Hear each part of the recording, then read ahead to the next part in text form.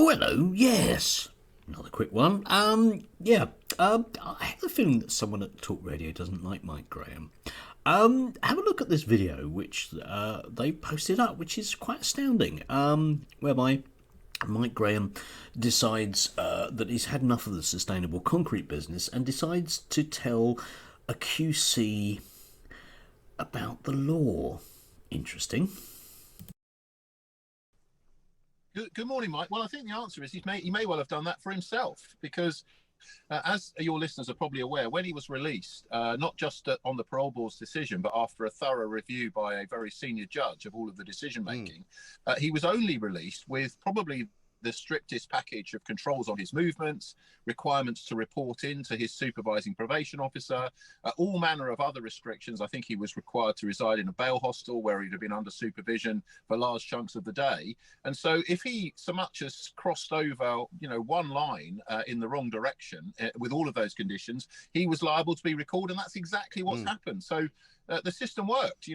There's no suggestion that anybody was harmed while he was at liberty for a couple of months, and he broke a rule, and now he's been back in prison. And to be honest with you, the chances of being released anytime soon are probably fairly slim. Yes, well, that's good to hear. But the point is that, yes, the one good part of this story is that, yes, he was monitored, and, yes, the monitoring appears to have worked. My understanding is that he was wearing some kind of ankle bracelet or something like that, and he was obviously under surveillance of some kind. However, what we're told is that he was continuing to approach young women, teenage girls, women in their 20s. I don't know what he was doing or what he was saying to them, and we don't really know how long he was doing it for. He's been out since September, and my worry is, Chris, that at some point or other, these morons from the parole board will go, oh, yeah, he's all right to be released again now because we made that decision earlier. Well, I mean, listen, first of all, the background to his recall to prison isn't something that's in the public domain. I know there's an awful lot of rumours about it and a lot of kind of press speculation about it, but we have to be very careful because unless and until that information is official, because it's just rumour and speculation. I mean, I could say that I've heard on the radio that he was doing all sorts of things, but it doesn't make it true.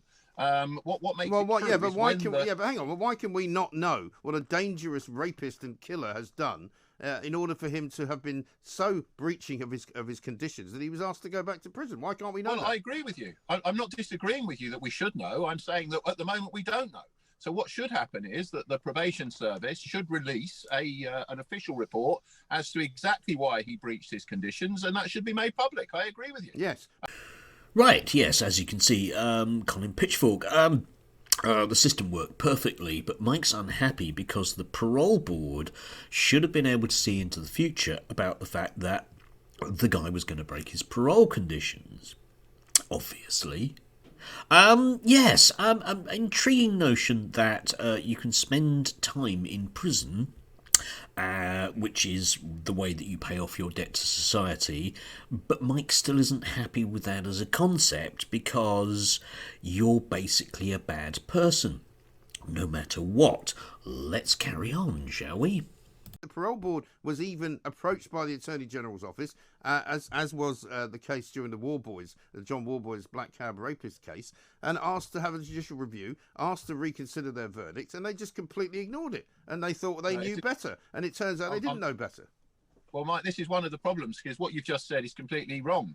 It wasn't the case that the Attorney General's office approached the parole board. It was actually the Justice Secretary who used a statutory procedure to refer the case to a senior judge for a review. So it wasn't a judicial review at all. So what you've just stated, but he was asked.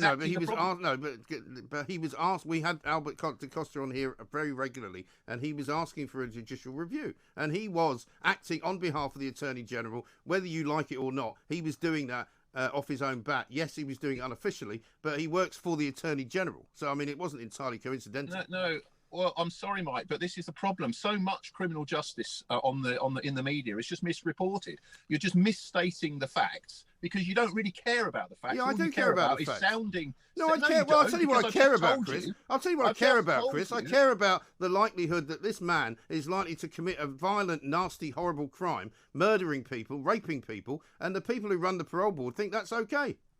They don't think that's okay, and that's ridiculous. Well, why'd they let him out? The people who run the They left him out because they did a series of risk assessments over years and years and years. He'd served 3 or 4 years beyond the term that the judge had set down when he was sentenced, and the Court of Appeal had approved later on, and he fulfilled all of the criteria for release. Well, obviously so those not because they wanted him to go. Obviously those criteria are misplaced and wrong, then, aren't they? Why are they? Because he's been recalled. Because he's been recalled, exactly. Chris.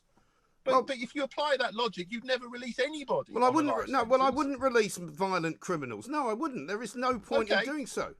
Well, Mike, then we end up like they are in the States, where they've got 2.5 million people in prison, tens of thousands of people serving life without parole. And is that the safest country on earth as a result, Mike? Well, there's a lot of reasons why America and this country are very different, Chris, and you know that very well. So don't be stupid, okay? Don't make ridiculous comparisons. It's not stupid to point out. It's not. Yes, it is stupid. To point out, people carry guns in America. Life sentences cause more crime, not less. And the minute that people wake up and realise that, we'll actually have some sensible criminal justice. I would put it to you that the world is a safer place for Ian Huntley being behind bars. I would put it to you that the world is a safer place when Colin Pitchfork is behind bars, and it becomes more bloody dangerous if you let them out. Yeah, I've been in court quite a few times, actually. As an SEN teacher, I often have to go to tribunals and things. And one of the things I've learnt painfully over the years is it doesn't matter what you think you know.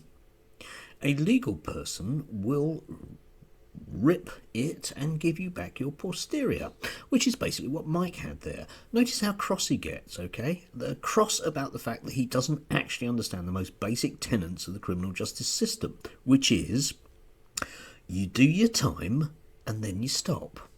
He doesn't want that to happen. Okay then, right, fine Mike, but let's apply that across the board. You will notice, for example, on talk radio, that they're really banging on about individual rights. Just not with criminals, eh? Just not with criminals. It'd be interesting to see if there's another big anti-vax or vaccine passport demo in London, exactly where those criminals should go. Presumably these violent criminals should be locked up for life, eh, Mike? Yeah. Growing concrete. Pub bore. Pub bore gets cross because he doesn't understand. Jesus.